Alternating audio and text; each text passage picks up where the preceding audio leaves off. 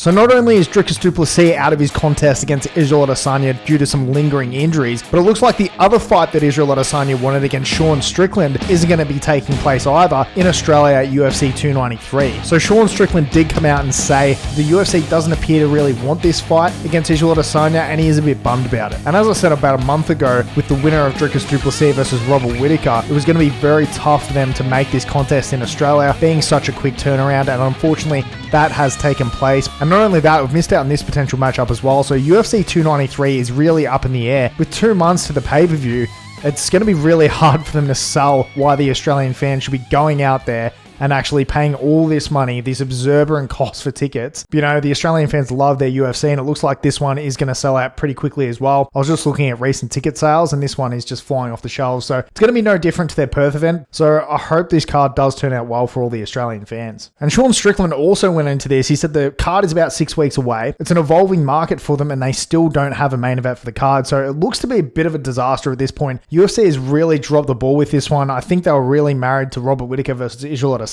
Obviously, with that upset occurring and it being such a short turnaround, it hasn't actually panned out, which is what many of us feared.